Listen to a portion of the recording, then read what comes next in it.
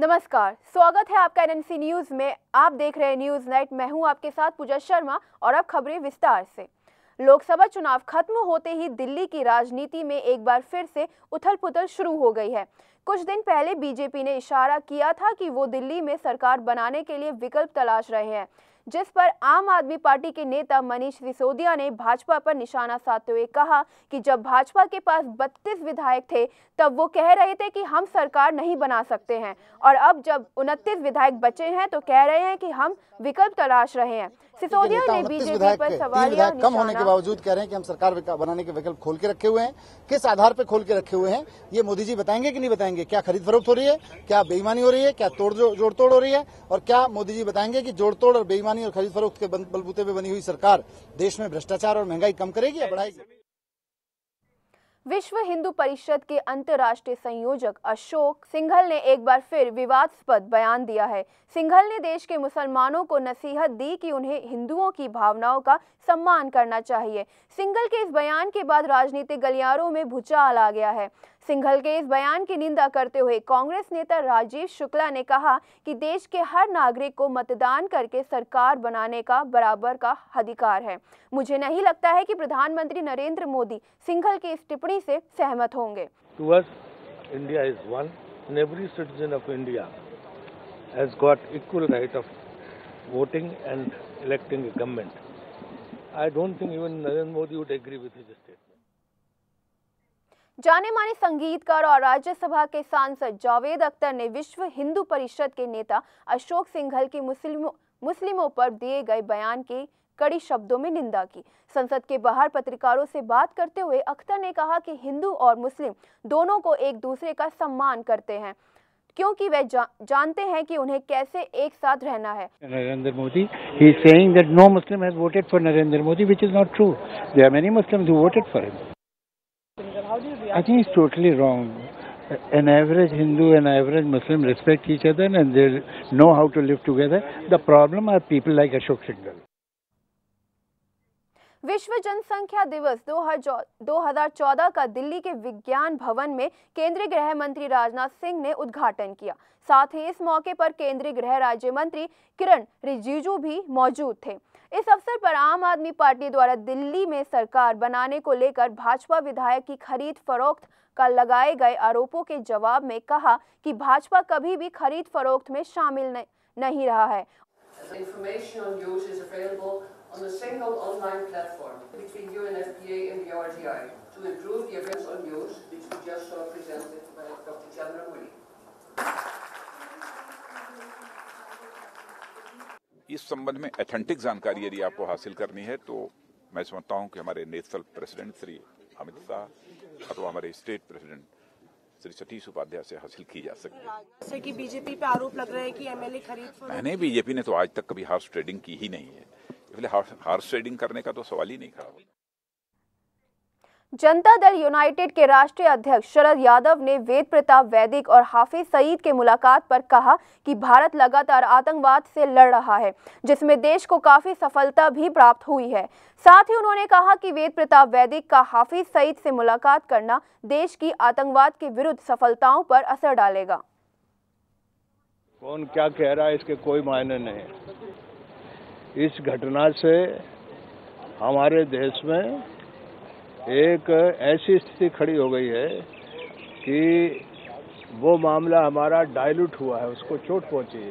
कोई आदमी हमारे यहाँ से वो बैठ करके बात करेगा तो हमारी तो पूरी की पूरी प्रयास जो है वो फेल, उसमें तो चोट पहुंच रही है। भाजपा नेता एसपी सिंह बघेल के आगरा आवास पर फिरोजाबाद पुलिस ने कुर्की का नोटिस लगा दिया है। आपको बता दें कि फिरोजाबाद में 24 अप्रैल को मतदान में गड़बड़ी का आरोप लगाते हुए बीजेपी के उम्मीदवार एसपी सिंह बघेल ने समर्थकों के साथ फिरोजाबाद में धरना दिया था, जिसके बाद वहां हंगामा हो गया था। वहीं एसपी सिंह बघेल का परिवार इस कार्रवाई के बाद पुलिस पर परेशान करने का आरोप लगा रहा है।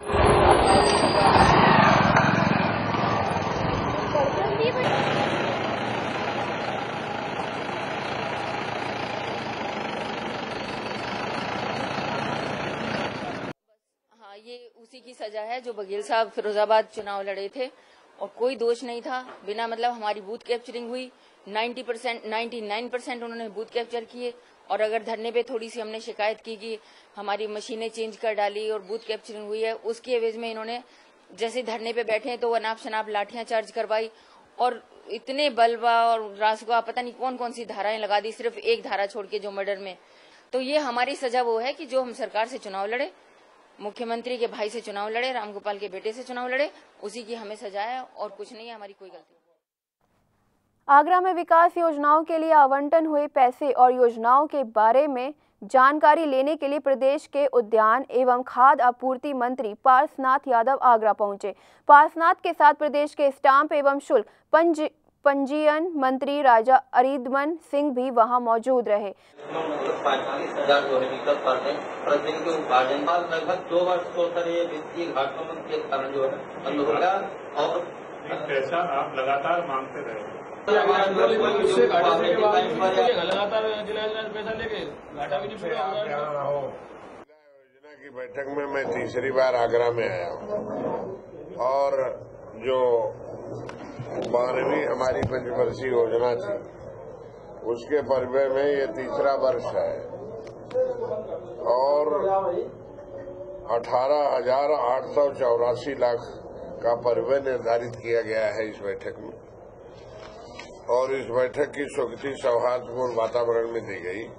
अभी इनसे कहा गया है कि पेयजल का जो संकट है उसके लिए अलग से भी प्रस्ताव बना करके सरकार के पास प्रस्तुत करें और सरकार ये जिला योजना के अतिरिक्त भी व्यवस्था करेगी। उत्तर प्रदेश के सीमावर्ती जिले बहराइच में पुलिस की करतूत का एक बेरहम चेहरा सामने आया है, जहां जरवल थाना के एक प्राइमरी स्कूल के प्रिंसिपल विजय बहादुर राव को आपसी जमीनी विवाद के चलते पुलिस वालों ने बेरहम तरीके से टॉर्चर करके खूब पिटाई की।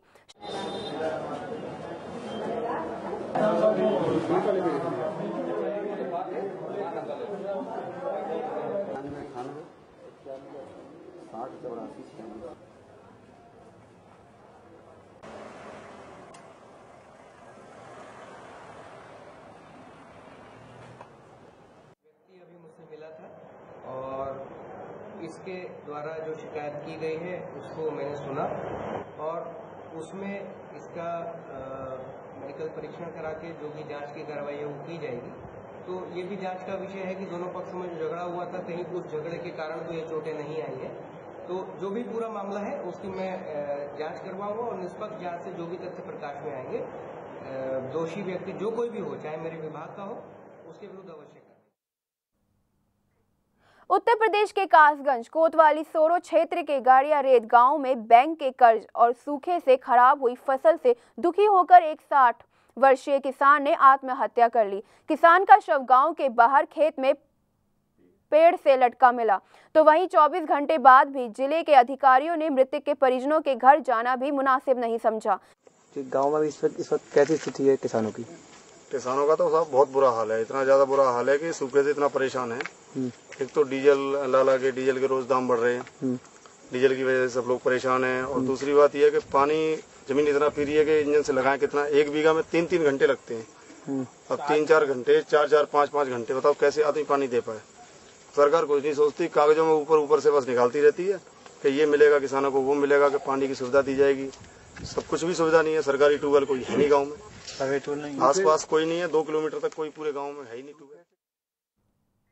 बिहार के समस्तीपुर में पति पत्नी के झगड़े में दरिंदगी की सनक ऐसी सवार हुई कि पति ने अपनी 6 साल की बेटी की धारदार हत्या कर शव को नदी में फेंक दिया। ये पूरा मामला पटोरी थाने के संग्रामपुर गांव का है, जहां कल देर शाम एक पिता ने पत्नी से हुए विवाद के कारण अपनी बेटी के हंसुए से हत्या कर शव को पास के नदी में फेंक दिया। ओ बेटा हो, ये सिरोमणि बेटी के ये कहां चल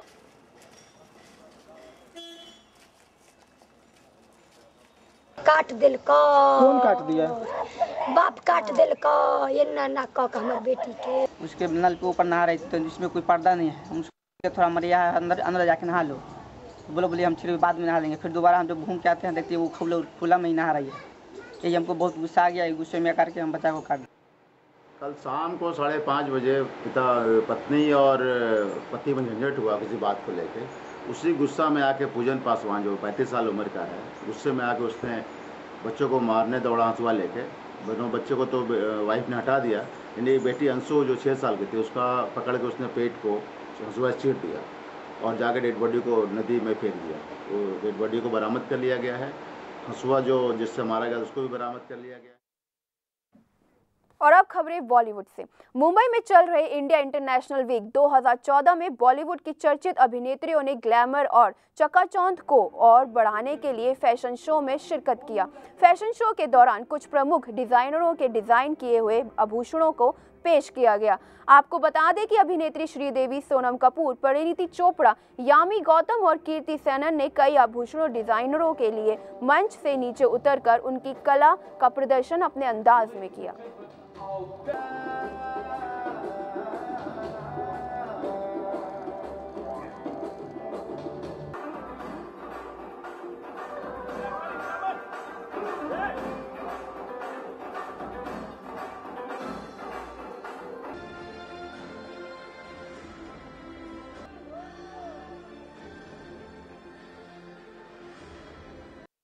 मैं ऐसे ही घर वापस जा रही हूँ पहन के। जी ऑलमोस्ट फिल्म की शूटिंग खत्म होने वाली है and very soon will be release. ये it's with Ajay Devgn and Prabhu sir is directing it और काफ़ी अलग फिल्म होगी ऑफ कोर्स विकी डोनर और टोटल सियापा से।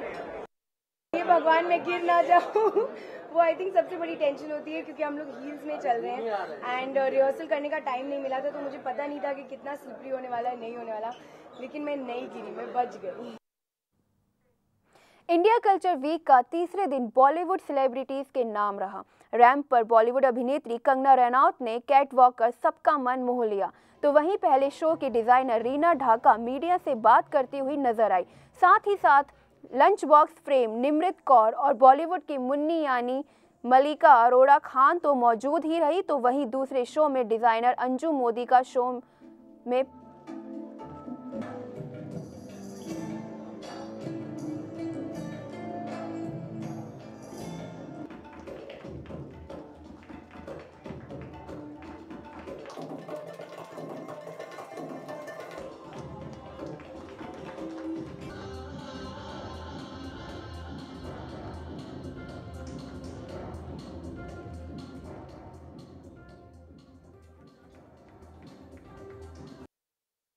बुलेटिन में बस इतना ही। बाकी की देश विदेश की खबरों के लिए देखते रहिए NNC न्यूज़। मुझे दीजिए इजाजत, नमस्कार।